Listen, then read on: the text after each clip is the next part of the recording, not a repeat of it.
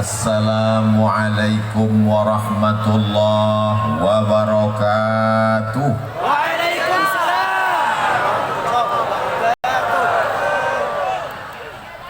Alhamdulillahi wa kafa, wassalatu wassalamu ala al-habibil mujtaba wa ala alihi wa ashabihi ahli siddiqi wal wafa. Subhanaka la ilma lana illa ma 'allamtana innaka antal alimul hakim. Rabbi shrah li sadri wa yassir li amri wahlul 'uqdatam min lisani yafqahu qawli. Kullu amrin zibalin, semua amal yang baik walam yubda' bihamdillah, kalau tidak dimulai dengan ucapan pujian kepada Allah, fahuwa aqta', maka amal itu putus, tak dapat dibawa sebagai bekal menghadap Allah. Maka kita awali dengan alhamdulillahi rabbil alamin.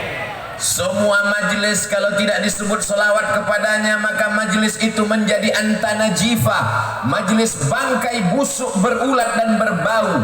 Maka majlis yang penuh dengan kehormatan kemuliaan ini kita ucapkan namanya Allahumma salli ala sayyidina Muhammad wa ala alihi wa sahbihi wa barik wa sallim.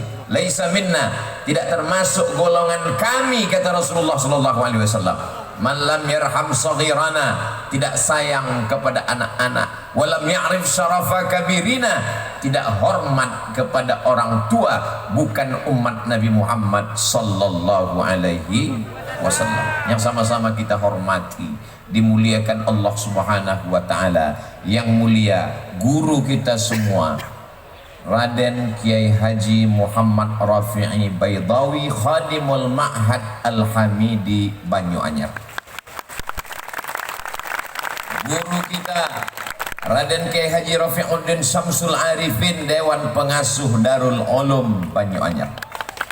Para masyayikh Pondok Pesantren Batu Bata, Pondok Pesantren Panyepen, dan seluruh para pengasuh pondok pesantren, para ulama, tokoh masyarakat, para santri, dan semua hadir. Kalau tuan ke Pamekasan, jangan lupa membawa kipas. Kenapa ada nama yang tak disebutkan? Karena tak tertulis di atas kertas.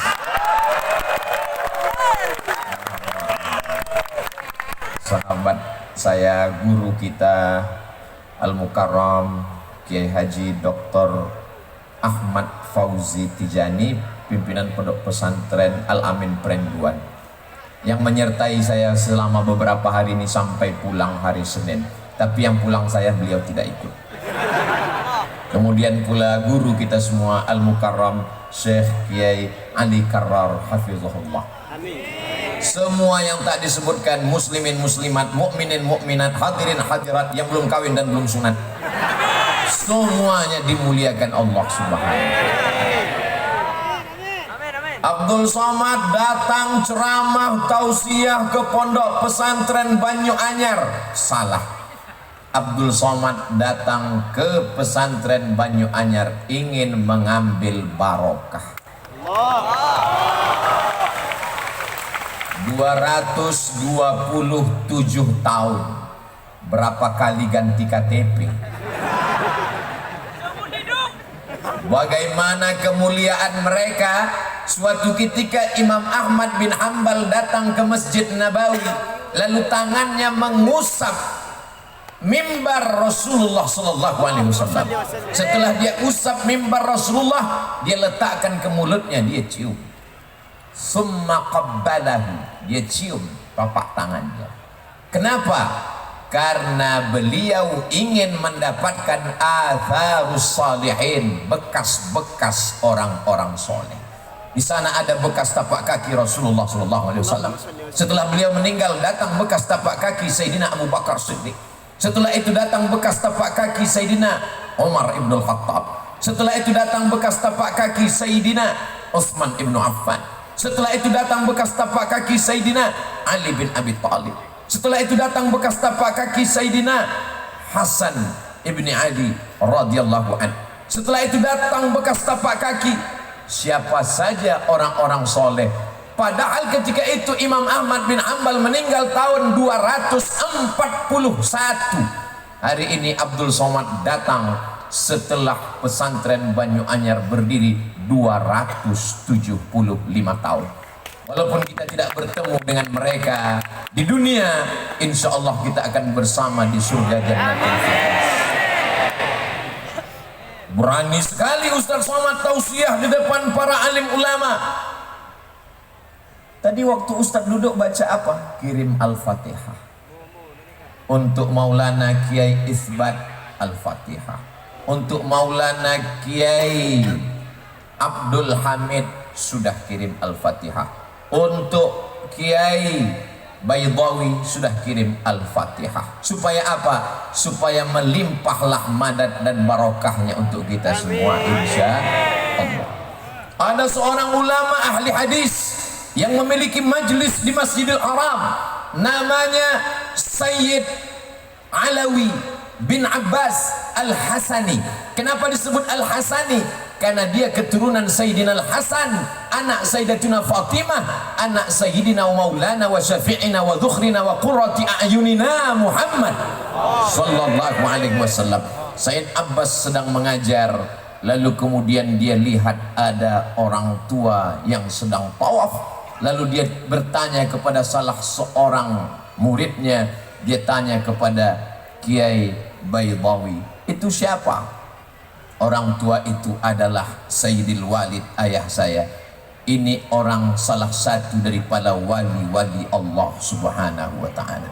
La ya'riful wali illal wali. Tidak ada yang kenal wali kecuali wali.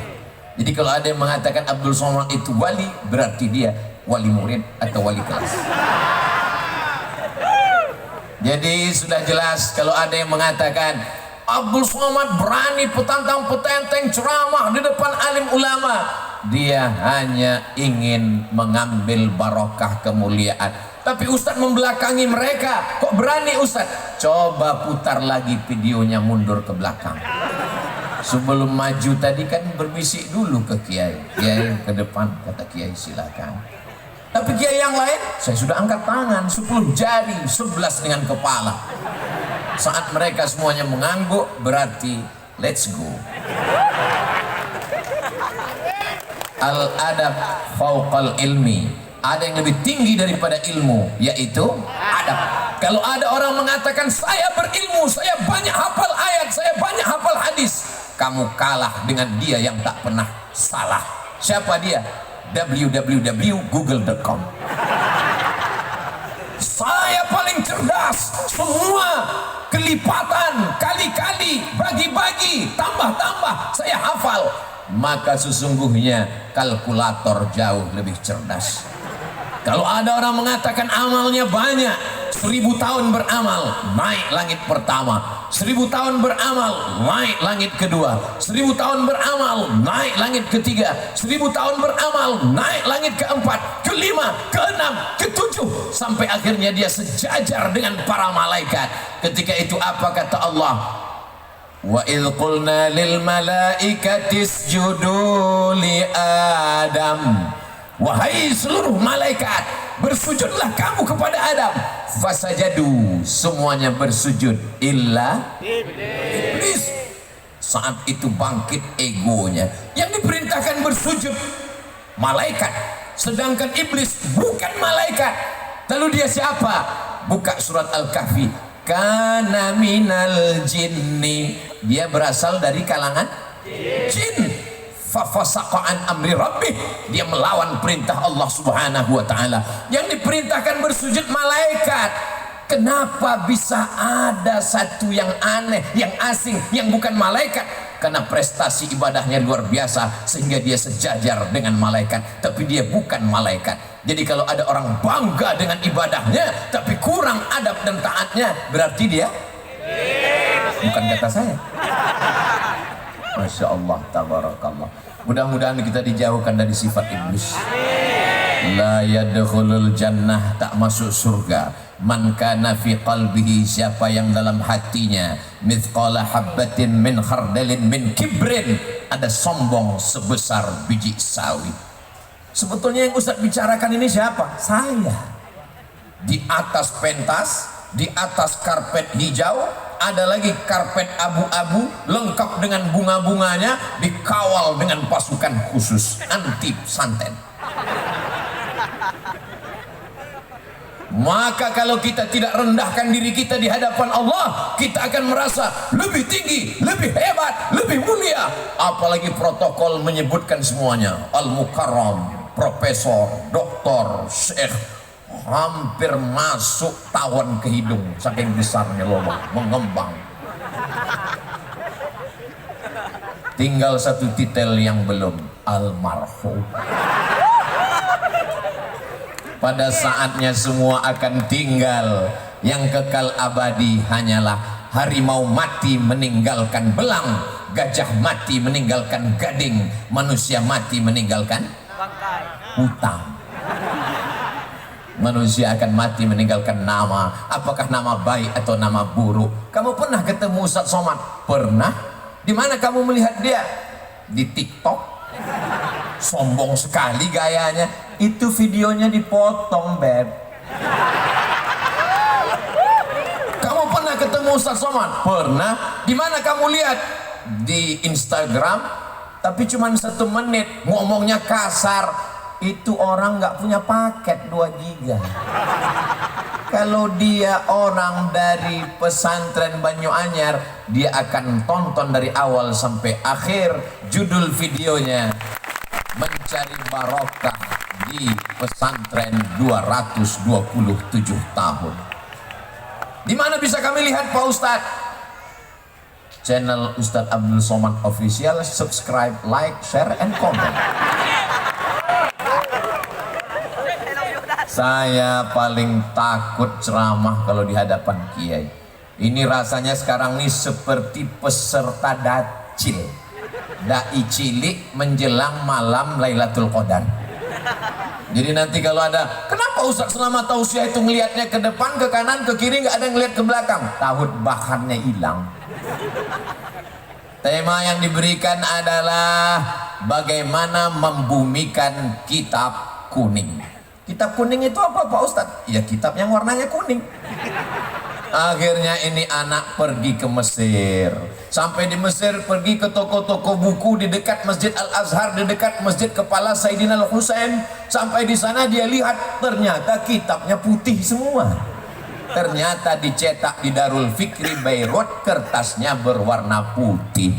Makna kitab kuning menurut istilah para alim ulama, guru-guru kita adalah disebut orang Arab dengan kutubut turas, kitab-kitab klasik yang ditulis ratusan bahkan ribuan tahun yang lalu. Saya kebetulan pernah kuliah di Malaysia, Universiti Kebangsaan Malaysia. Lalu kemudian karena kita orang Indonesia wajib mengambil satu mata kuliah, bahasa Melayu. Padahal saya orang Melayu, bukan Melayu yang lari itu. Saya ini dari Sumatera, orang Riau, Melayu. Pokoknya kamu orang Indonesia wajib ngambil mata kuliah bahasa Melayu. Nama dosennya Cik Rusdi. Kumisnya tebal. Lalu kemudian di suatu hari dia pun datang masuk kelas membawa manuskrip tulisan. Dia katakan, ini adalah manuskrip Melayu umurnya 100 tahun. Coba kalian baca masing-masing, silakan. Begitu kami baca, nggak paham. Padahal bahasanya bahasa Melayu, umurnya baru 100 tahun. Tapi hari ini anak-anak pesantren Banyu-Anyar membaca kitab Sahih Al-Bukhari, ditulis oleh Imam Muhammad bin Ismail bin Ibrahim bin Al-Mughirah bin Bardisbah Al-Bukhari dari Uzbekistan, meninggal pada tahun 256 Hijrah. Umur kitab itu sekarang 1200 tahun. Semua santri faham. Yang mengaku orang Melayu, bahasa Indonesia, tapi ternyata tidak paham, padahal umur manuskrip baru 100 tahun. Kenapa kita bisa paham Sahih Al-Bukhari? Karena bahasa Arab tidak mengalami perubahan. Itulah dia bahasa Al-Quran. Al-Quran yang dibaca Nabi Muhammad SAW didengarkan oleh makmum. Makmumnya membaca, didengarkan oleh sahabat. Sahabat membaca, didengarkan tabi'in. Tabi'in membaca, didengar tabi'in sampai ke guru kita. Makanya kalau ada orang masuk Islam mu'alaf ngaji nggak pakai guru, dia hanya modal internet, dia cari Al-Quran digital, enter. Habis itu dia coba-coba baca. Dia akan baca alama. Karena tulisannya alif baris atas, lam baris atas, mim baris atas. Karena tidak berguru. Tapi ketika dia berguru, dia akan dengar bacaan yang benar. Alif lam mim. Tidak ada tulisannya begitu. Kita berguru kepada guru-guru kita. Itulah makanya disebutkan man la syaikha lahu fasyaitanu syaikhuhu. Siapa yang tidak berguru maka setanlah gurunya.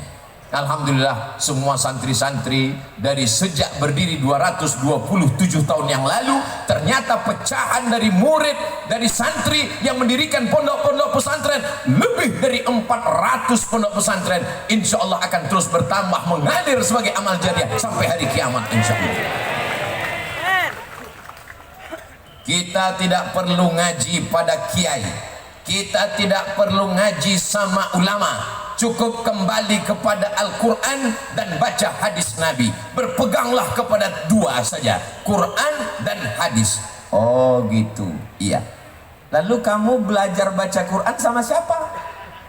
Sama guru. Itu kan ulama. Guru saya boleh, guru kamu nggak boleh.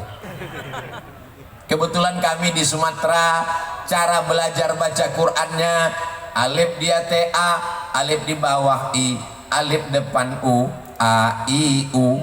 Sahabat saya di Pulau Jawa, alif fathah A, alif kasroh I, alif dhammah U, A, I, U. Di Madura gimana cara bacanya? Nabi tidak mengatur cara membacanya. Terserah pakai ijtihad apa. Dulu pakai qaidah Baghdadiyah. Lalu kemudian muncul metode namanya Iqra. Muncul lagi metode namanya Qiraati. Muncul lagi metode namanya orang dari Batam namanya Pak Hatta, dia buat metode Hattaiyah. Kalau Abdul Somad buat metode Somadiyah. Ini adalah ijtihad untuk memberikan kemudahan-kemudahan. Lalu kalau dikatakan siapa yang membaca Quran dengan metode yang tidak diajarkan Nabi, maka dia sudah melakukan perbuatan bid'ah. Terbantahkan dengan ucapan Sayyidina Umar ibn al-Khattab saat melihat orang sholat tarawih dengan imam yang bagus, dengan jamaah yang ramai, dibuat 20 rakaat ditambah 3 witir. Apa kata beliau? Ni'matil bid'atu hadhihi. Inilah sebaik-baik bid'ah, karena belum ada dilaksanakan di zaman Rasul. Tapi perbuatan ini baik selama sesuai dengan Quran dan Sunnah Rasulullah Sallallahu Alaihi Wasallam. Suatu ketika saya sedang menyampaikan tausiah, datang orang ngasih kertas. Ustaz Somad, ini ada pertanyaan. Apa pertanyaannya? Yang ngasih pertanyaan pakai cincin emas. Kita tahu bahwa cincin emas hukumnya haram. Pas ditanya, kenapa kamu ke masjid pakai cincin emas? Saya mengikut perintah Al-Quran. Mama saya termenung, ayat yang mana ini? Dia bacakan ayat, ya ayyuhalladzina amanu, hai orang-orang beriman, khudzu zinatakum inda kulli masjid. Kalau kamu mau ke masjid, pakailah perhiasan-perhiasan. Ini perhiasannya. Gara-gara kembali ke Al-Quran tanpa melalui pemahaman ulama. Padahal asbabun nuzul ayat itu adalah ketika mereka dulu zaman jahiliyah melaksanakan tawaf di Masjidil Haram, bunyi kalimatnya Oryanun Talik, mohon maaf. Oryan, mohon maaf, tidak layak di depan kiai, telanjang, tidak pakai pakaian. Sebagaimana lahir tidak membawa dosa dan pakaian, maka tawaf pun tidak pakai pakaian. Turun ayat, ya ayyuhalladzina amanu, hai orang yang beriman, khudzu zinatakum, pakailah pakaian inda kulli masjid, ketika kamu mau masuk ke Masjidil Haram melaksanakan tawaf. Di mana kami bisa lihat penjelasan itu? Dalam kitab-kitab tafsir. Di antaranya tafsir Imam Abu Ja'far Ibnu Jarir At-Tabari pada abad ketiga. Berarti kitab ini umurnya 1100 tahun yang lalu. Masuk ke kategori kitab kuning. Maka dia kitab kuning walaupun warnanya putih. Jadi kalau ada orang yang mengatakan kita tidak perlu kitab kuning, kita cukup dengan Al-Quran, kalimatul haq urida bihal batil. Kalimatnya benar, kita kembali ke Quran, tapi maknanya batil. Kenapa? Orang akan baca Quran sendiri, terjemahkan sendiri, pahami sendiri, nyasar sendiri. Kamu kalau nyasar, nyasar aja sendiri, jangan bawa-bawa orang lain. Betul? Jamaah yang dimuliakan Allah Subhanahu wa taala, ini jamaah ramai luar biasa sampai nggak kelihatan ujungnya di mana. Kalau mau tahu ujungnya di mana, maka nyalakan semua handphone yang ada senternya. Yang nggak punya senter, beli senter, jual handphonenya. Maulaya salli wa sallim daiman abada ala habibika khairil khalqi kullihim Muhammadun sayyidul kaunaini wathaqalain wal fariqaini min arbin wa min ajami maulaya salli wa sallim daiman abada ala habibika khairil khalqi kullihim antal mulladhi turja syafa'atuhu likulli hawlim minal ahwali muqtahimi maulaya salli wa sallim daiman abada ala habibika khairil khalqi kullihimi. Boleh dihidupkan lagi, takutnya nanti pulang miss call masuk baterai habis. Apa tadi yang dibacakan Ustadz Somad itu? Salawat. Salawat dari siapa? Imam Al-Busiri. Dia tinggal di mana? Di sebuah kota bernama kota Alexandria yang didirikan oleh Alexander the Great. Kota itu 200 km dari Kairo. Kalau tidak percaya, ukur sendiri. Anak-anak kita ketika nanti akan pergi ke Makkah melaksanakan tawaf sa'i dan umrah, mudah-mudahan mampir ke Iskandaria berziarah ke makam Imam Al-Busiri. Seorang laki-laki yang tidak berdaya, lumpuh, tidak bisa menulis, tidak bisa berjalan, tidak bisa berbuat apa-apa, tapi dia berusaha keras untuk membuat untayan kata, memaksakan diri dengan ujung jarinya memuji Rasulullah sallallahu alaihi wasallam. Akhirnya dia tulislah syair begitu indah sampai akhirnya dia tertidur lelap karena lelah dan letih. Lalu kemudian dia lihat ada sesosok orang yang begitu ganteng dan sempurna bercahaya membawakan jubah burdah. Maka setelah dia terbangun dan tersadar sembuh sehat walafiat, maka dia berilah judul syair itu bernama syair burdah karena hadiah dari Rasulullah sallallahu alaihi wasallam. Sembuh dalam keadaan sehat walafiat. Begitu indahnya kisah Al-Burdah, tapi begitu diperlihatkan kepada orang, apa kata mereka? Ini adalah sholawat bid'ah, wa kullu bid'atin dhalalah wa kullu dhalalatin finnar. Karena tidak dibuat oleh Nabi Muhammad sallallahu alaihi wasallam. Kalau tidak dilakukan Nabi, maka berarti perbuatan itu bid'ah. Apakah pernah Nabi membaca Maulaya salli wa sallim? Apakah pernah Nabi membaca salawat burdah? Tidak pernah. Kalau begitu maka perbuatan ini bid'ah. Wa kullu bid'atin dhalalah wa kullu dhalalatin finnar. Sorga yang seluas langit dan bumi isinya cuma 3 aja. Dia, istrinya, sama mertuanya. Berbahaya kalau kita tidak kembali kepada kitab kuning. Baca Sahih Bukhari, baca syarahnya yang ditulis oleh Al-Hafiz Ibnu Hajar Al-Asqalani, Fathul Bari namanya. Ditambah lagi Imam Al-Qastulani, ditambah lagi Imam Badruddin Al-Aini. Saya baca Sahih Muslim Pak Ustadz, kamu nggak paham. Baca syarah penjelasannya, ditulis oleh Imam An-Nawawi dalam kitab Al-Minhaj, syarah Sahih Muslim Ibn Al-Hajjaj. Saya baca kitab Muwatta Malik Pak Ustadz, kamu nggak ngerti. Nanti kamu akan katakan dalam kitab Muwatta Malik ini hadisnya dhaif semua, sanadnya putus semua, ini balaghat, ini munqati'at, ini maqtu'at. Padahal sesungguhnya sanad-sanadnya sudah disambungkan oleh Imam Ibnu Abdul Bar dalam kitab At-Tamhid lima fil Muwatta minal ma'ani wal asanid. Saya membaca kitab Sunan Tirmidzi Pak Ustadz, baca syarahnya Tuhfatul Ahwadhi. Saya baca Sunan Abi Dawud Pak Ustadz, baca syarahnya Aunul Ma'bud dan syarah yang lain. Saya baca kitab Sunan Ibni Majah Pak Ustadz, baca syarahnya Hasyiah As-Sindi. Saya baca Musnad Ahmad bin Hanbal Pak Ustadz, baca penjelasan ta'liqat wa syuruhat wa tahqiqat yang ditulis oleh para ulama. Semua penjelasan itu dalam kitab kuning, walaupun warnanya putih. Jadi pintu masuknya gimana Pak Ustadz? Kita masuk hotel, ada kolam renang, ada tempat minum, ada tempat sarapan, ada kamar, ada tempat olahraga. Tapi satu kunci pintu masuknya adalah bahasa Arab, dan bahasa Arab kuncinya adalah nahu, sharab, balaghah, ma'ani, bayan.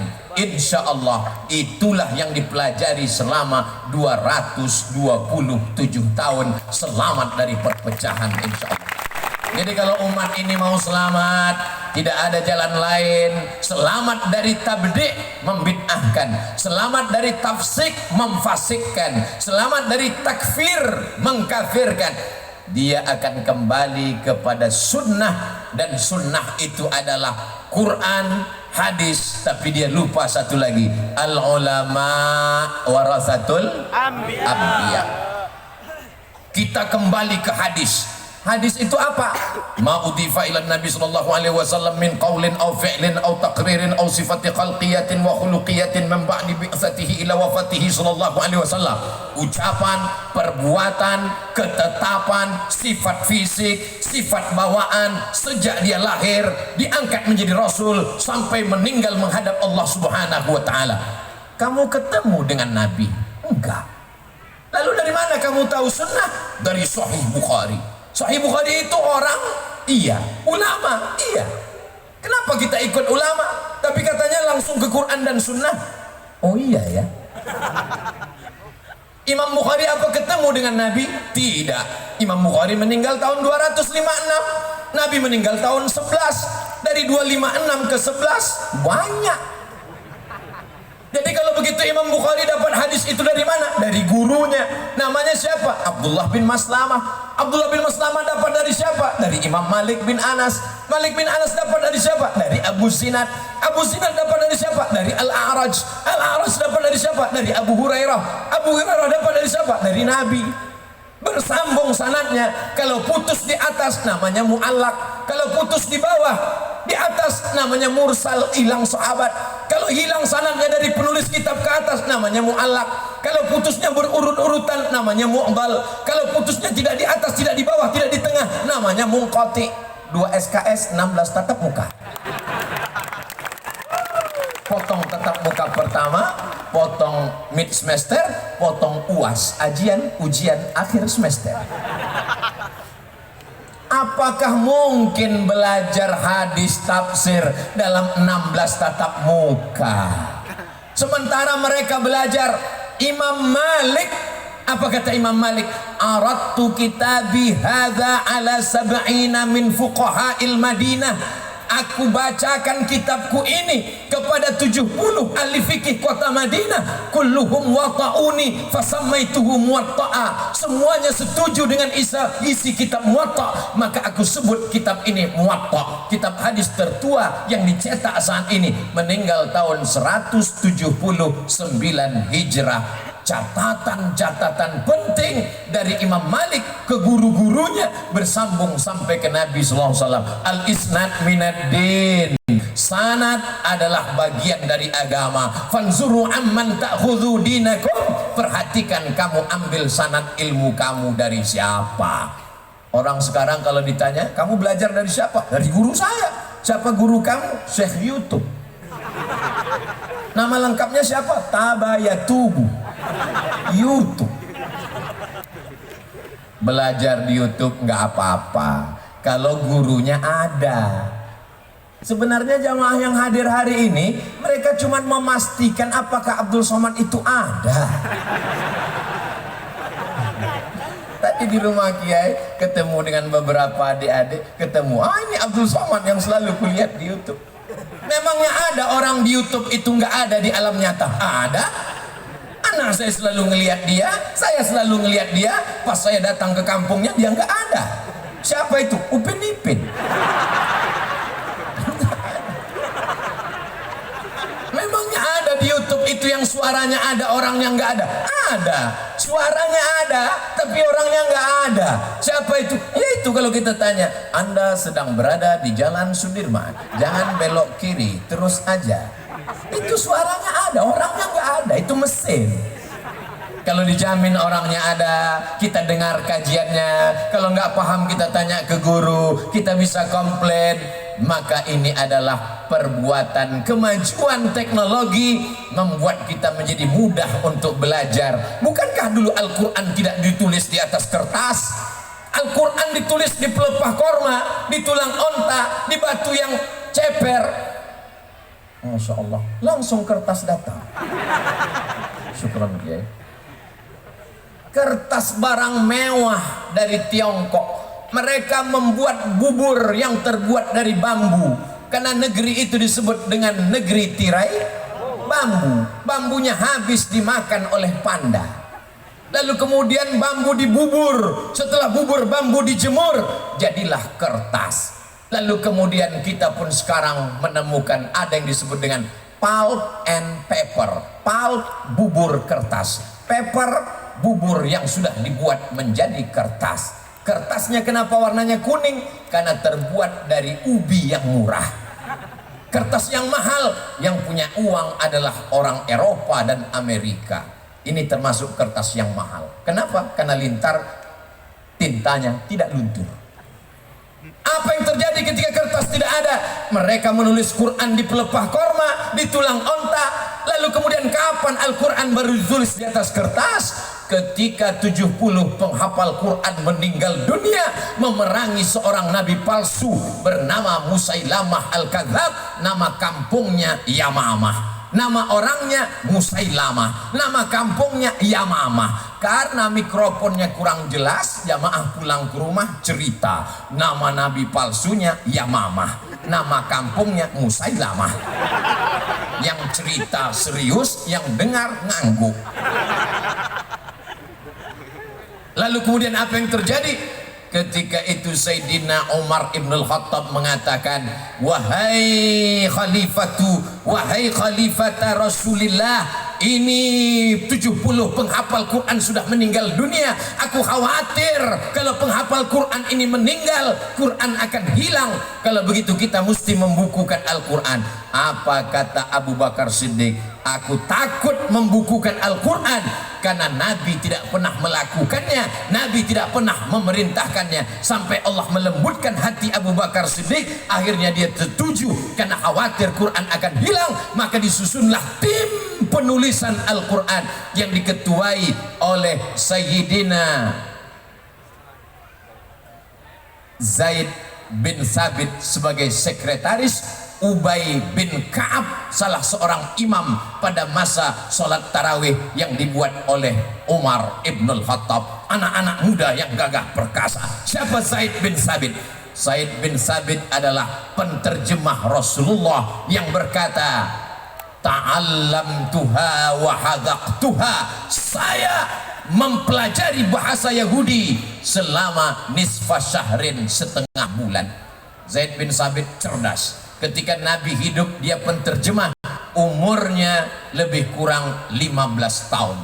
Anak umur 15 tahun sekarang kelas 1 SMA tidak masuk kelas karena online. kecuali di pondok pesantren. Dia tetap belajar full sampai hari ini. Banyak yang nanya ke saya, kenapa orang di pesantren tetap belajar Pak Ustadz? Karena COVID tidak mau masuk pesantren. Tapi bukan berarti anak yang tidak pesantren berarti COVID. Kenapa mereka tidak mau masuk pesantren Pak Ustadz? Karena takut disuruh menghafal Alfiyah Ibnu Malik beserta syarahnya, syarah Ibnu Aqil. Pintu untuk masuk ke kitab-kitab kuning ini adalah bahasa. Diawali dari yang paling kecil, disusun ulama dari ujung dunia, tempat tenggelamnya matahari. Orang Arab menyebutnya Maghrib karena tempat tenggelam matahari. Sebelum Christopher Columbus menemukan benua Amerika, orang menganggap itulah tepian dunia. Negeri itu disebut dengan Maghribi, sekarang disebut dengan Maroko. Saya belajar di Maroko 2 tahun. Lalu kemudian setelah pulang ditanya, Ustadz dulu kuliah di mana? Maroko. Dekat dengan Merauke Pak Ustadz. Salah seorang ulama besar bernama Imam Al-Ajurrumiyah menuliskan dengan tinta emas syair-syair mutun nazam supaya mudah dihafal. Setelah itu kemudian dilanjutkanlah anak-anak belajar Al-Kawakibud Durriyah, mereka belajar Imriti, mereka belajar Alfiyah, dibacakan syarahnya, akhirnya mereka pun bisa membaca kitab. Enaknya anak SMP sekarang datang, kamu di mana? Pesantren. Kampungan. Anak pesantrennya sabar, dia nanya dengan lembut, kamu di mana? Sekolah umum. Belajar agama sekali sebulan. Pelajaran intinya apa? Fisika, kimia, biologi, matematika, bahasa Inggris. Wow, amazing. Kamu di pesantren pelajarannya apa? Catat baik-baik ya. Iya, nahwu, shorab, balaghah, ma'ani, mantik, bayan, fikih, qawaidul fikih, usul fikih, hadis, mustalah hadis, rijalul hadis, tajwid, arud qawafi, tafsir, ulumul Quran. Stop, enough. Pesantren ini berat guys, biar aku aja.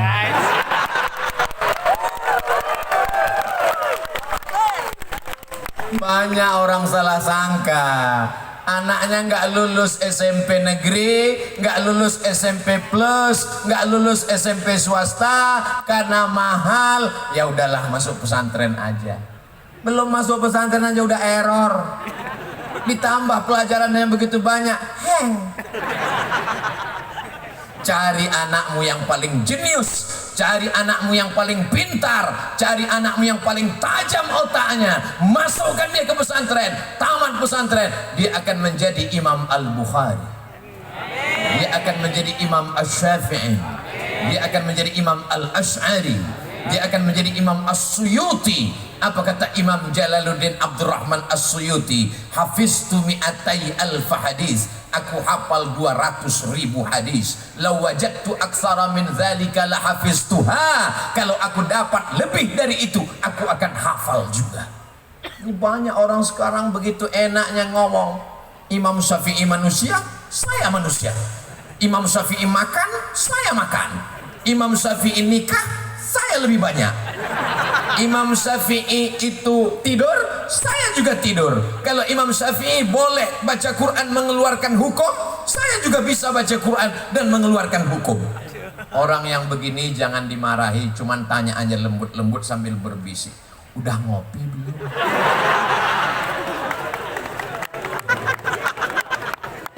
Imam Syafi'i kalau dia pulang dari masjid ke rumah, dia ambil kapas, dia sumbat telinganya.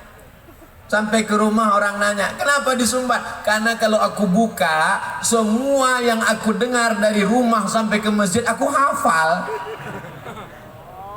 Oh, saya nggak percaya Pak Ustadz, kalimat Ustadz terlalu mengada-ada. Mana ada manusia yang secerdas itu? Cari aja di YouTube, www.youtube.com. Buat di situ tes IQ tertinggi internasional, akan dites manusia tercerdas di dunia di zaman sekarang. AAA QQ 7 BB QQ CC CC K, bisa dia ulang kembali. Orang yang seperti itulah yang cerdas, yang membaca Al-Quran, yang menghafal hadis Rasulullah Sallallahu Alaihi Wasallam. Jangan karena tidak bisa lalu dikatakan tidak ada. Tapi bukan berarti karena anak kita tidak secerdas itu lalu besok rame-rame narik anaknya dari pesantren. Anak-anakku yang sudah berada di pesantren, belajar kitab kuning, banggalah menjadi anak pesantren. Bangga apa tidak bangga? Bangga. Mengalir pahalanya sampai hari kiamat anakku. Tapi saya mau jadi polisi, Pak Ustadz. Emang saya nanti kalau pesantren punya ijazah? Loh, anak pesantren baca kitab, tapi mereka juga punya ijazah formal. Tapi setelah selesai sanawiyah 3 tahun, aliyah 3 tahun, mereka nggak pulang kampung. Pas ditanya, nggak pulang? Enggak. Kenapa? Kitabnya belum khatam. Lebih sayang kitab daripada ijazah formal. Ijazah formal bisa didapatkan dengan paket A, paket B, paket C. Tapi dibaca kitab, dia mesti dibaca berulang-ulang, didengarkan, ngantuk dikit, salah baca. Kitabnya bagus. Tapi karena bahasa Arab ini begitu banyak, tulisannya mirip, cara bacanya beda. Al-Jannah, Al-Habbah, Al-Junnah, Al-Jinnah, itu tulisannya sama semua. Makanya jangan baca kitab yang sudah digigit rayap. Hari obat dari kitab lalu tulis, sebetulnya kitab itu tulisannya Habbatun Sauda, tapi karena digigit rayap tulisannya Hayatun Sauda. Ular hitam dia tangkap, memang nggak sakit, mati langsung. Kalau ada dokter-dokter spesialis, ujian akhirnya sebelum buka praktek, dia mesti bisa bahasa Latin. Kenapa? Karena buku-buku kedokteran diambil dari bahasa Latin, dari bahasa Yunani, lalu diterjemahkan ke dalam bahasa Arab. Saya melihat 2 jilid di perpustakaan Darul Hadis Maroko, ditulis oleh Ibnu Sina. Tapi karena orang bule, orang barat susah baca Ibnu Sina, mereka baca Avicena. Lalu kemudian apa yang terjadi? Setelah itu mereka terjemahkan. Judul bukunya Al-Qanun Fit-Tib, Al-Qanun, undang-undang Fit-Tib kedokteran, diterjemahkan ke dalam bahasa Inggris, The Canon of Medicine. Jadi anak-anak kita amat sangat bisa. Pak Ustadz, kami nggak bisa bahasa Inggris. Bahasa Inggris perubahannya cuma berapa? Go, going, gone, when. Cuma 4. Tapi zahaba,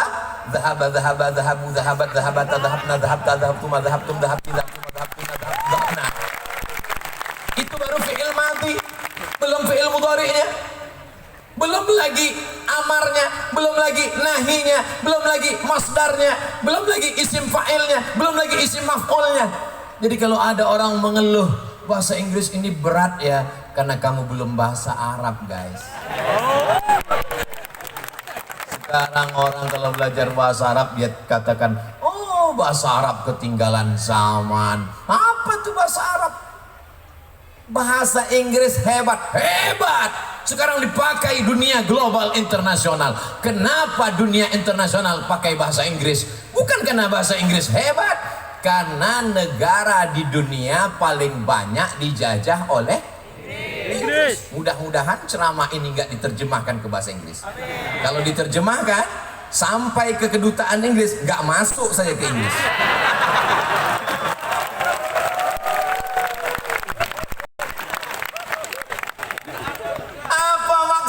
Apa maknanya? Maka bahasa Arab itu disebut dengan lughatud dhad. Kenapa bahasa dhad? Karena tidak ada huruf dhad. Dalam bahasa Inggris ada huruf shin. Ada? Masa ada huruf shin dalam bahasa Inggris? Ada. Mana? Workshop, shopping center, sheriff. Ada dalam bahasa Inggris huruf tha. Ada. Health. How about your health? WHO itu singkatan dari World Health Organization. Tapi huruf bad, huruf ain, tidak ada dalam bahasa Inggris huruf ain. I love you. Tidak ada dalam bahasa Inggris qalqalah. Tidak ada. Makanya kamus bahasa Arab, kamus bahasa Indonesia lengkap Purwadarminta satu jengkal.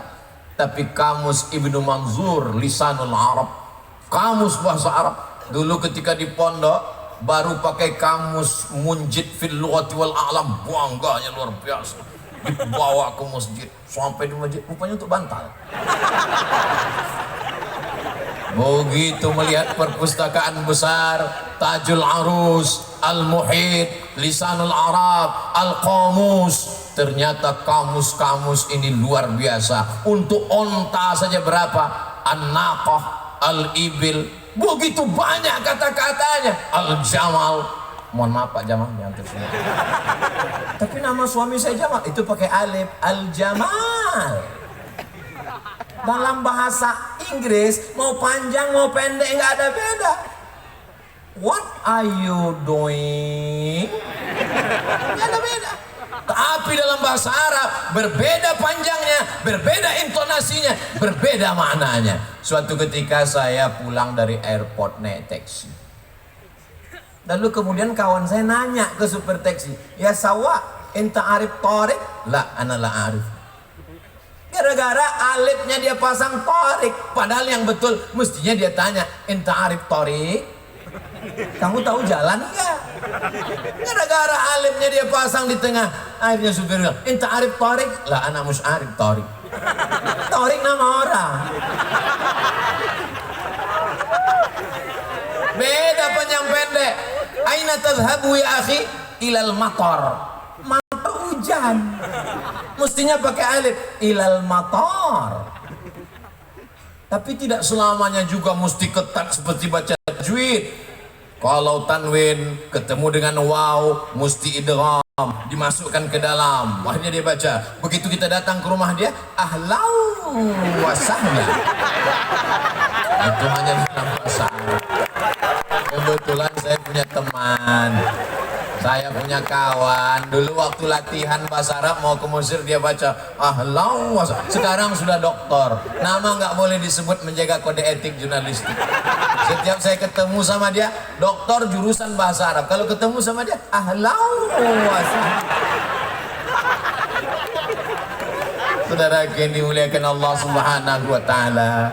Dulu sebelum ke Mesir saya sempat 1 tahun di jurusan bahasa Arab Fakultas Tarbiyah di Institut Agama Islam Negeri Sultan Syarif Kasim. Salah satu dosennya merupakan mahasiswa pertama Ma'had Khartum lil Lughatil Arabiyah li ghairin natiqina biha di Sudan. Kenapa Bapak ke sana, Pak? Karena di sana bahasa Arab. Gimana belajar waktu di sana, Pak? Saya sampai di sana, kata dia, belajar lagi mengucapkan huruf-huruf. Masa S2 belajar huruf lagi? Ternyata penyebutan huruf kita salah, kata dia. Lalu saya penasaran, salahnya di mana? Kami di kelas dikasih kapas, 1 orang 1 kapas. Disuruh nyebut huruf fa. Semua disebut huruf fa. Pa. Siapa yang hurufnya keluar duluan lalu kemudian kapasnya terbang, salah. Lalu saya tanya, yang benar gimana Ustadz? Kapasnya terbang duluan, hurufnya keluar dengan nada yang lembut. Sampai sehalus itu, sampai sedetail itu. Dari mulai makharijul hurufnya, sampai intonasinya, sampai idgham, ikhfa, gunnah, qalqalah bila gunnahnya. Makanya kalau kita dengar qari membaca Al-Quran, di mana dia memainkan suara sehingga masuk irama, bayati, soba, bayati, soba, sika, jaharka, ras. Ketika pada idgham, ketika pada gunnah, disitulah dia akan masukkan min qablikum. Bukan berarti saya tahu bunyi itu tadi hanya untuk menyenangkan hati saya. Walaupun suaranya tidak boleh melantunkan ayat-ayat Al-Quran dengan irama-irama. karena melantunkan, memasukkan irama ke dalam ayat Al-Quran adalah perbuatan yang terlarang. Oh gitu ya. Iya. Sekarang kita dengar Imam Masjidil Haram. Alhamdulillahi Rabbil Alamin Ar-Rahmanir Rahim Maliki Yaumiddin. Itu ada iramanya enggak? Ada. Gimana baca Al-Fatihah enggak pakai irama? Alhamdulillahi Rabbil Alamin Ar-Rahmanir Rahim Maliki Yaumiddin. Siapa bilang enggak ada iramanya? Azan enggak boleh panjang-panjang. Loh, azan di Saudi Arabia Allah panjang. Azan nggak pakai irama gimana bunyinya? Allahu Akbar, Allahu Akbar. Itu yang muazinnya Babin Kamtibmas. Mereka walaupun polisi, walaupun tentara, babinsa nggak tinggal sholat berjamaah. Kalau azannya lembut, jamaahnya tidur. As-salatu khairum minan naum. Maka Pak babinsa dengan Babin Kamtibmas dia robah iramanya. As-salatu khairum minan naum. Langsung jamaah siap.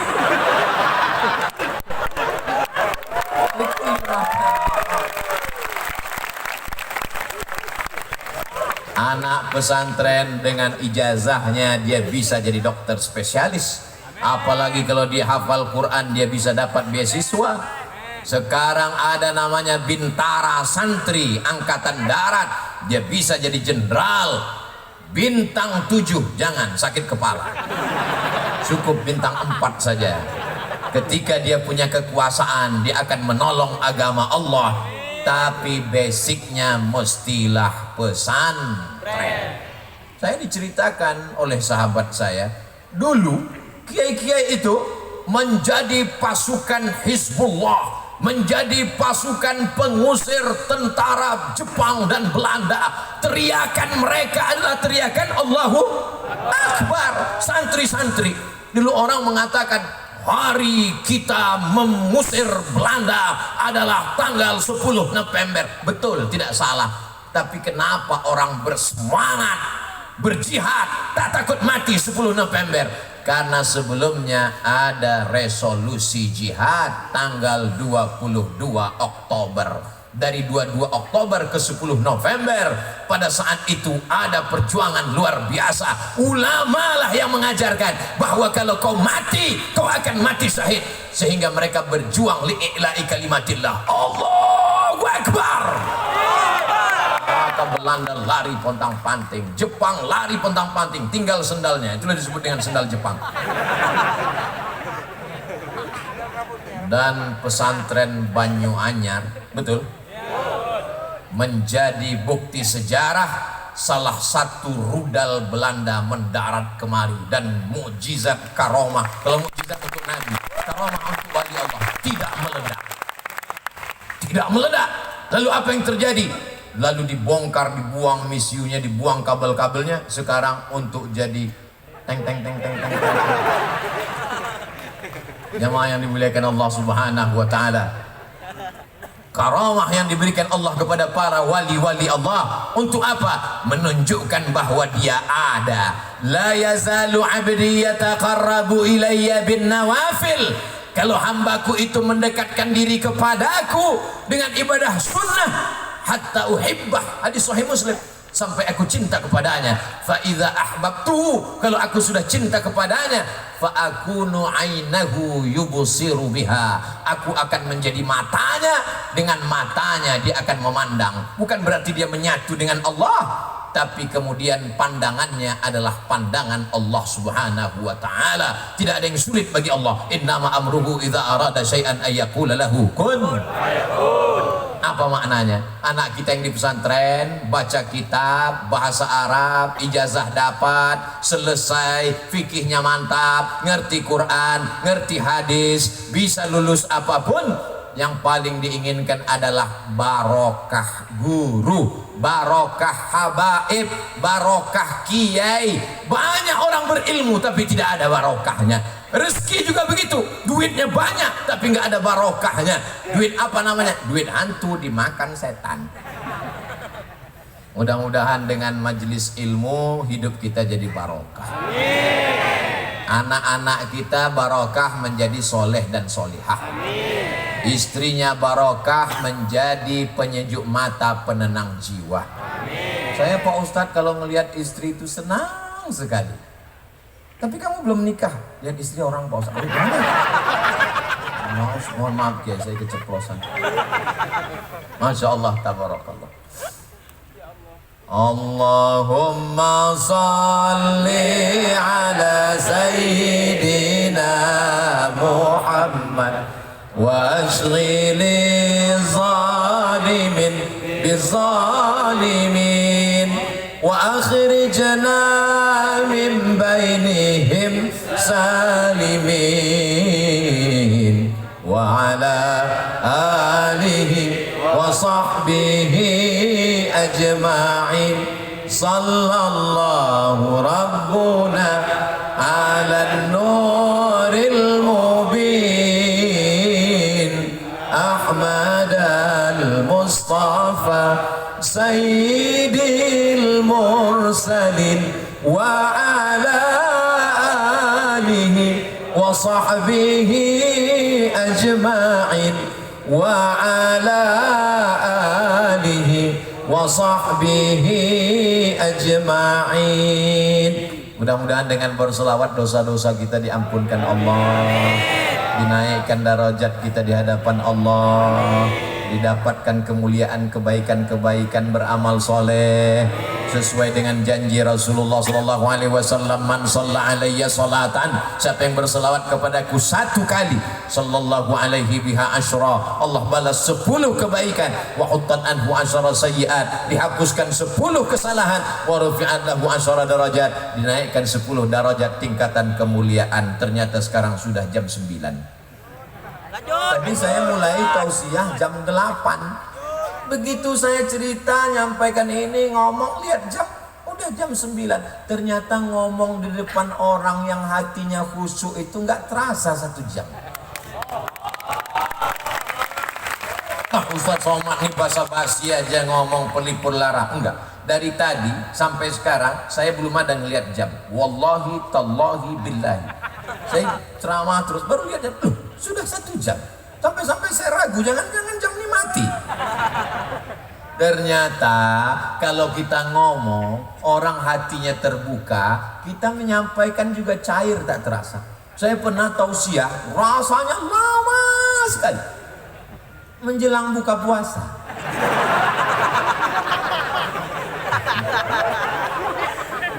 Tapi memang tadi bacaan Fatihahnya banyak sekali.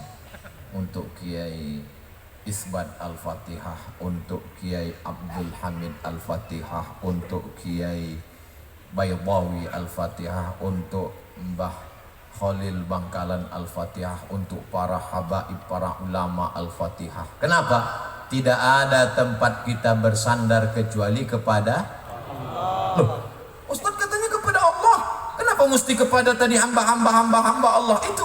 Oke. Suatu ketika Khalid bin Walid kehilangan pecinya. Peci saya mana? Peci saya mana? Peci saya mana? Lalu kemudian sahabat mengatakan, peci kan banyak jual di pasar. Kenapa sibuk nyari peci? Bukan pecinya. Di dalam peci itu ada rambut Rasulullah Sallallahu Alaihi Wasallam. Pertanyaannya, kenapa nggak langsung aja ke Allah? Kenapa melalui rambut Rasulullah? Asma binti Abi Bakar, kalau anaknya sakit, dia ambil qirbah. Qirbah adalah kulit kambing, tempat air minum. Karena waktu itu belum ada lagi tempat air minum canggih seperti sekarang. Kulit kambing dijahit, setelah itu diisi air, lalu kemudian bekas minum Rasulullah SAW itu dituangkan air, diminumkan kepada anaknya. Kenapa nggak langsung aja kepada Allah? Ya Allah, sehatkan anakku, nggak perlu pakai qirbah ini, bid'ah wa kullu bid'atin dhalalah wa kullu dhalatin finnar. Ketika Nabi Yaqub menangisi anaknya Yusuf, Nabi Ibrahim alaihissalam punya anak namanya Ishak. Ishak punya anak laki-laki namanya Yakub punya anak laki-laki namanya Yusuf. Yusuf punya saudara namanya Yahuza. Keturunan Yahuza disebut dengan Yahudi. Jangan diterjemahkan, nanti saya nggak bisa masuk ke Palestina. Ketika Nabi Yakub tidak bisa melihat karena menangis setiap pagi, petang, siang dan malam, kehilangan seorang anak buah hati belayan jiwa. Bagaimana cara Nabi Yusuf supaya ayahnya ini bisa melihat? Dia kirimkan bajunya. Idhab biqamisi hadha, pergilah kamu membawa bajuku ini, bawa ke ayahku. Kenapa? Nanti kalau sudah baju ini sampai ya'ti basira, dia akan bisa melihat. Kenapa Nabi Yusuf nggak berdoa aja, ya Allah bukakan mata bapakku? Dan bapaknya juga Nabi. Kenapa Nabi Yakub nggak? Kenapa mesti pakai baju Yusuf? Bukankah karena baju itu dulu pandangannya hilang? Karena baju itu dilumuri dengan darah kambing, lalu dikatakan inilah baju Yusuf. Padahal itu adalah damun kadzib, darah bohong, darah dusta. Sebagaimana dulu baju itu menghilangkan pandangannya, sekarang Allah ingin menunjukkan mukjizatnya. Ketika baju itu datang sampai, apa kata Nabi Yakub? Inni la ajidu riha Yusuf, aku mencium bau semerbak anakku Yusuf. Ternyata bau manusia nggak sama. Setelah diteliti sekarang, ternyata bukan cuma cap jempol yang tak sama. Seorang ibu yang membesarkan anaknya, buah hati belayan jiwanya, 9 bulan 10 hari dia kandung. Di Pulau Madura ngandung masih 9 bulan 10 hari. Alhamdulillah. Di tempat lain sudah ekspres. Dia susukan 2 tahun lamanya, dia tahu bau anaknya, dia dapat mencium. Inilah ajidu riha Yusuf. Ketika baju Yusuf datang dia cium, lalu kemudian terbuka matanya. Kenapa tidak langsung berdoa kepada Allah? Melalui wasilah orang-orang soleh. Jadi kalau ada orang mengambil barokah dari para alim ulama, dari para habaib, dari zuriat Rasulullah, dari orang-orang yang dianggap wali Allah, yang dinyatakan wali masyhur, menyatakan ini wali Allah, dan dia mastur, dia tidak pernah mengakui dirinya, tapi orang lain mengatakannya, maka saya termasuk orang yang selalu suka mengambil barokah-barokah. Mudah-mudahan barokah ini melimpah kepada kita semua. Di mana kita bisa dapatkan itu? Di dalam kitab kuning. Idza matal insan, kalau manusia mati, begitu dalam Sahih Muslim. Tapi ada juga yang meriwayatkannya idza mata ibnu Adam, enggak apa-apa, karena memang kita semuanya adalah anak Adam. Yang tidak keturunan Adam berarti keturunan monyet, menurut Charles Darwin.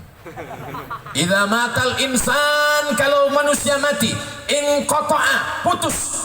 Lalu setelah orang meninggal ada keluarganya ngaji. Bismillahirrahmanirrahim. Yasin wal Qur'anil Hakim. Kalau baca Yasin begitu slow, pelan. Karena banyak juga orang sekarang baca Yasin cepat sekali, 120 km per detik. Turjaun. Datang orang membacakan hadis, idza matal insan, idza mata ibnu Adam, inqata'a amaluhu. Jangan bacakan lagi karena sudah putus. Yang putus itu apa? Yang putus itu adalah orang yang meninggal putus amal taklifi. Orang meninggal nggak wajib sholat, orang meninggal nggak wajib puasa, orang meninggal nggak wajib bayar zakat. Maka kalau ada orang nggak mau sholat, nggak zakat, nggak puasa, maka dia mesti mati. Apakah orang yang sudah meninggal itu tidak beramal? Kita lihat penjelasan ulama ketika Nabi Muhammad SAW Isra Mi'raj. Subhanalladzi asra bi'abdihi laylan minal masjidil haram ilal masjidil aqsa. Dalam perjalanan Nabi Muhammad SAW melihat Jibril, iya, itu apa yang terang di bawah? Itu kuburnya Nabi Musa. Nabi Musa lagi ngapain? Sholat di kuburnya. Pertanyaannya, Nabi Musa udah meninggal atau masih hidup? Sudah meninggal. Tapi katanya orang meninggal nggak beramal. In qata'a amaluhu. Itu yang sholat itu siapa? Oh, kalau begitu hadisnya dhaif. Enak aja, mentang-mentang nggak sesuai lalu hadisnya didhaifkan. Lalu Nabi pun sampai ke Masjidil Aqsa, ditambatkannya burak. Setelah itu dia sholat, dan di belakangnya ada Nabi Ibrahim. Nabi Ibrahim jadi makmum. Di belakangnya ada Nabi Musa. Nabi Musa jadi makmum. Di belakangnya ada Nabi Nuh. Nabi Nuh jadi makmum. Pertanyaannya, nabi-nabi itu masih hidup apa udah meninggal? Sudah meninggal, kok sholat? Tapi katanya orang sudah meninggal putus. Maka kata ulama, di antaranya Syekh Yusuf dalam kitab Al-Mawsu'ah Al-Yusufiyah fi Adillatis Sufiyah, yang putus itu adalah amal taklifi. Dia tidak lagi sholat wajib, dia tidak lagi zakat wajib, dia tidak lagi zikir baca Quran wajib, tapi bahwa mereka beramal. Maka sesungguhnya wali-wali Allah, orang mati syahid, para nabi, mereka tetap beramal. Kalau mereka tidak beramal, tidak mungkin mereka menjawab salam kita saat lewat di makam. Assalamualaikum ya ahlad diyar minal mu'minin wa inna insyaallah bikum lahiqun yarhamullahu mustaqdimina wal mustaakhirin nas'alullah lana wa lakumul afiyah. Kalau hafal panjang, kalau nggak hafal gerak-gerakkan aja mulut. Mereka pun akan menjawab waalaikumsalam warahmatullahi wabarakatuh, tapi kita tidak mendengar jawabannya. Itu menunjukkan bahwa mereka sesungguhnya tidak mati, tidak berhenti. Maka apa kata Allah? Wala taqulu liman yuqtalu fi sabilillahi amwat bal ahya walakin la tash'urun. Masya Allah, tabarakallah. Jadi kalau mau menyelesaikan masalah khilafiyah di tengah masyarakat, solusinya adalah kembalikan kepada kitab kuning. Kalaupun dia ikhtilaf, dia akan berlapang dada menerima perbedaan, karena debatnya bukan debat kusir, tapi punya referensi. Dia akan saling menghormati, seperti perdebatan antara Imam Malik bin Anas dan Imam Abu Hanifah. Imam Malik bin Anas ahli hadis, meninggal tahun 179 Hijrah. Tapi ada di sana madrasah ahlul ra'i, namanya Imam Abu Hanifah, namanya Imam Hanafi, meninggal di Kufah pada tahun 150 Hijrah. Berdebat antara ahlul ra'i dengan ahlul hadis. Setelah berdebat, datang Imam Laith bin Sa'ad dari Mesir menjumpai Imam Malik. Malik, ya, bagaimana kamu melihat Hanafi tadi? Kata Imam Malik, belum pernah aku melihat orang yang hujahnya sehebat Abu Hanifah. Setelah itu Imam Laith datang menemui Imam Hanafi. Hai Abu Hanifah, bagaimana kau dapati Malik tadi? Apa kata Imam Hanafi? Aku belum pernah melihat orang yang hafalan hadisnya sehebat Malik bin Anas. Mereka saling membesarkan, bukan menjatuhkan.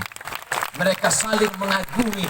Itulah ikhtilaf salaf, itulah ikhtilaf orang berilmu. Betul kata Imam Muhammad bin Idris Asy-Syafi'i, ma jadaltu aliman illa ghalabtuhu wa ma jadaltu jahilan illa ghalabani. Kalau aku berdebat dengan orang alim berilmu, aku menang. Tapi kalau aku berdebat dengan orang dungu, aku selalu kalah. Kenapa? Karena mereka berdebat bukan dengan ilmu, tapi berdebatnya dengan urat leher. Kalau cerita urat leher, siapa yang paling kuat teriak, dialah yang menang.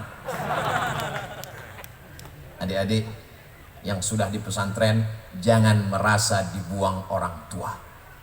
Kalian adalah orang yang beruntung karena sudah diberikan kesempatan menuntut ilmu. Lanjutkan sampai khatam kitab-kitab. Banyak sekarang anak-anak kalau dimasukkan ke pesantren merasa anak yang sudah dibuang. Sore-sore menjelang azan maghrib bersandar di bawah pohon kelapa. Jangan-jangan aku anak adopsi. Allah Maha Penyayang, jatuh pohon kelapa, langsung sehat.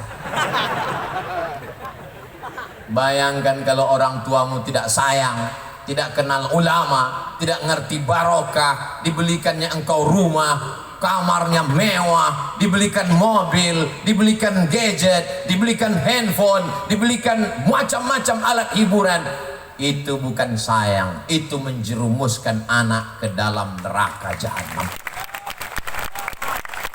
Kalau sayang dengan anak, maka hantarkan dia ke pesantren, kenalkan dia dengan kiai. Kiai, ini anakku, sebagaimana dulu Ummu Sulaim datang membawakan Sayyidina Anas bin Malik kepada Sayyidina Muhammad sallallahu alaihi wasallam.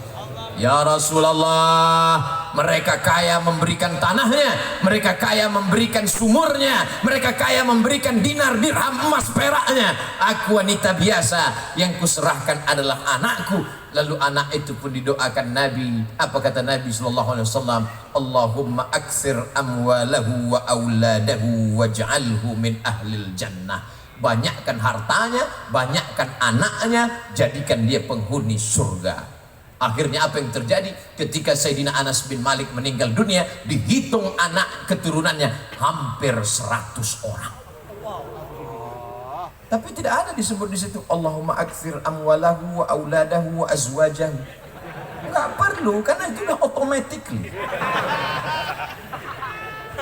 Dan yang lain punya kebun, panennya setahun sekali. Sayyidina Anas bin Malik panennya setahun 2 kali. Dan sahabat Nabi yang meninggal terakhir di kota Basrah, Irak adalah Sayyidina Anas bin Malik. Barokah doa. Jadi kalau kitabnya mungkin kurang lancar, ngajinya mungkin kurang kuat, tapi insya Allah bibarokati kiai, barokah habaib, barokah guru, insya Allah kita dapat itu, insya Allah. Amin. Suara trompet habis waktu atau? Tadi Pak Kiai mengatakan, Ustadz Somad silakan tausiah sampai jam 2. Saya biasanya tausiah itu mata saya melihat kemana-mana, itu ngelihat berapa orang yang muak. Kalau jamaah nguap 3, demikianlah tausiah ini saya sampaikan, mudah-mudahan berkah. Dari tadi saya keliling, nggak ada yang nguap. Ini